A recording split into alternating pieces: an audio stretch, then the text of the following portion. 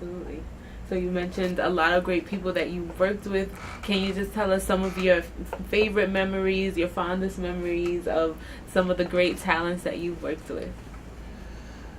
Oh God, that list is pretty very endless. long. Yes, yeah. I know. It's like never ending. Actually, I remember my very first record. I had just come out of Berklee College of Music, and as soon as I was in a hurry to get to New York to try to get a record deal and be famous. So then the first thing I did was, once I got a place to live, I started looking through the liner notes of all of my favorite records to see what studios they recorded in. Nice. Then that was strategic right there. You looked at the basically like the inserts of the CDs and things like Precisely. And I looked at the liner notes to see what studios these songs were recorded in New York, and then I literally made a list, and then I started going to them trying to get an internship there so I could work in the sessions. Wow. And it took a little bit of time, but eventually I got hired at Unique Recording Studios as an intern. And my first day on the job, I was working with Don Johnson from Miami Vice. And that was when Miami Vice was like the #1 show. Right, oh my gosh. And the guy's a hell of a singer, so I was like really blown away because I wasn't expecting that. You know? Yeah, the first day, what a nice reward. Right, so I'm there to do whatever he wants done, like just to serve the guy hand and foot and his entourage. And every time he would be outside the studio before coming in, he would call me so that I would come downstairs and escort him into the building, whatever. And he used to always call up and say it was Richard Head. And you know the surname for Richard is big. So he'd call up and say, yeah, this is Richard Head, you know, so I used to run out and get him. And and then another one of the greatest experience was Mike Tyson at the very peak of his fame, right after he had the big knockouts, and now he's a superstar. Right. I was working with Al B. Shore all the time. Do you remember Al B. Shore? Yes. And Heavy D and the Boys and all those guys, and Eddie F., who's a great producer. Wow. And so I would go downstairs to get Mike Tyson and bring him up. Wow. And so I went downstairs to get Mike Tyson, and we walk in the building, and he asked me what floor the studio's on, and I'm like 10th floor, and he starts running up the steps, and I'm standing there watching him run away, and I'm like, holy shit, I ain't doing that. So I waited for the elevator, and I went up. Right, so then we go back inside. He's like, he got to keep his energy up. Yeah. That's incredible. And then Eddie Murphy shows up at the studio. Oh my gosh. So Eddie Murphy walks in, and you know Eddie Murphy's at the peak of his fame. Right. So now I'm sitting here in the studio, Mike Tyson's on the couch, and Eddie Murphy's right here. And Eddie Murphy keeps cracking jokes using Mike Tyson's voice, making fun of him like he used to. He's a good impersonator. And that shit was so fucking funny. It was just... I'm telling you, man, when I left that session, my feet were like floating in the air. Right, and imagine. And then it was just one superstar after another. Right. And then NWA's Fuck the Police came out. Right. And everything changed. All of a sudden, the new Jack Swing disappeared, and now it's gangsta rap. Wow. And that brought a whole lot of people into the circumstance that didn't care about ethics or how they conducted themselves as professionals, and a lot of them were doing business through intimidation, and a lot of the guys you were dealing with were like real hardened thug dudes from the street who were drug dealers, killers, whatever. And these were the people I was working with after that. And everything changed. And that was a real hard time during that period.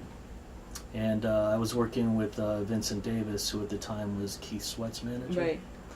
And Keith Sweat, I'm sitting there with Vincent, and Vincent was telling me, yo, I heard you're an artist, blah, blah, blah, blah. I want to hear your music. I played on my tracks. Then I got a call from him the next day while I was working in the studio. Right. And I was working with Heavy D and the Boys, I think, at the time. And he asked me to go to another studio to do a vocal audition, so told me to sing whatever I wanted a cappella, so I went there and auditioned for him, and then he said, let's take a walk. So we go take a walk, and we're walking down in Times Square, and he told me he wanted to sign me, and how did I want to dress, how did I see myself, all that cool stuff. Oh wow, that's exciting. And the next thing you know, I got a record deal with Warner Brothers, and Vincent became my manager, and I was on top of the world. Right. And at the time, I thought, you sign a record deal, that's it. You're right. Be a You're big like, star. That's it. You're done. So I signed the record deal, and I got a bunch of money, and then I went out and started taking all my friends on trips. Right. We were eating out every night at expensive restaurants, drinking. Sounds like something I would do. Oh, it was crazy. And I just thought, that's it, I'm going to be a star. Right. And I blew all that money in 6 months. And I remember being broke, and I haven't really done much on my record except Right. for like 4 songs. And then I remember going to the bank machine at Chase to take out some cash, and it came up insufficient Oh my funds. gosh. It was gone. Wow. Yeah, and that was pretty tough. And so then I was crying to my manager about it, and he said, well, you know, it takes time to make a record, and you shouldn't have quit your job working at the studio. Right. And, you know, He said and then you things got shouldn't- tough, you know? Yeah. He said, hey, you shouldn't Yeah. have quit your job. I just thought that's it. You sign Right. a deal, you're going to make an album, Right, you're going to be yeah, a star, most and people you're on do. your way, Most and it people didn't think work the out same that thing. way. Oh my goodness. Yep. And then I got stuck in a court battle with him and Keith Sweat, and then I got backburnered, and it was astonishing because, boy, I was really great. Right. Not only could I dance really well, I could sing really well, Wow. and I was a great musician, Right. and I just was speechless. I Right. was like, you know, it wasn't like I was just some white artist Right. novelty like an Elvis who's Right. going to do black Or music. Vanilla Ice. Or Yeah, I something. was going to do black music and benefit from it. I wanted to earn the respect Right, of my exactly. peers, Right. black peers. Right. And I was educated by great black musicians, Right. and that has so much to do with why I am better than so many of my peers Right. as a musician or producer. Right. Absolutely. And, you know, so I ended up just staying and working in the studio. Right. And I've spent years, you know, and I've worked with all the famous artists in the world and their agents and managers and all Wow. that stuff.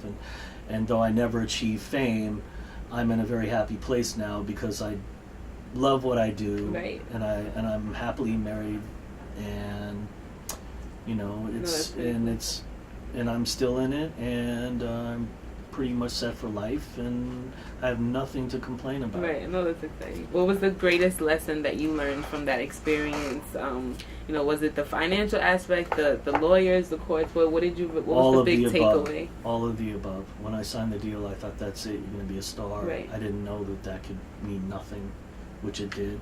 And then the biggest, hardest moment for me was I was working in Unique Studios, and I saw an artist on the schedule Right. who was a label mate of mine that my manager was managing. Oh wow. And I thought, oh wow. So I went to that studio, Right. and when the door opened to the studio, I walk in and I hear a song that's supposed to be on my album blaring out of the speakers with him singing it. What? Yeah, and I lost my fucking mind. Right. Yeah. Cutthroat. I remember screaming at him with tears coming out of my eyes and cursing him out, and boy, that was hard. Right. Because there was that measure of, well, I could lose my job here, Right. and this is the access Right. for me, and I don't want to fuck that up. Right. So I need to control myself, but at the same time, I wanted to kill everybody in Of the room. course. I never felt heartbreak in my Right. life like that, in terms of wanting something so bad Right. and then seeing it being taken away Right. from you. Right. Absolutely. Yeah, and that was a very hard time. But and then eventually this other artist came out named John B. Okay. And I worked with him a few times in the studio, and I saw him become kind of famous. And it's funny, he looked like me, and then he had the sound I was making, Right. and it was like God messing with you. Right. You know what I Right. mean? Right. And I was way better than that guy. Right. It was bizarre. It was like bizarre. that And here I am. reflection moment. Yeah, and I'm still stuck in the deal. Right. They wouldn't let me out of the record deal, Oh my which was God. really strange. Right. You're not helping me make it. I could go to Uptown MCA and be over there with Mary J. Blige and Jodeci and all Right. the people I'm working with at Right. the time, and they would have wanted to see me be successful, and they wouldn't let me out of the deal. Wow. And then when my attorney sent them notices showing you're in breach of all these obligations, I got notices back because everything's certified Oh mail. yeah. Yeah. I got it back certified mail, and it says that we categorically deny the allegations and that the contract's in full force and effect. So I was like, what the? So then I Right. say to my attorney, they're liars. How can they do that? Right. And he said, well, this is how it is. Wow. You say, yes, you did. They say, no, we didn't. Right, and it's just a back and yeah. forth until you take it to court. Right.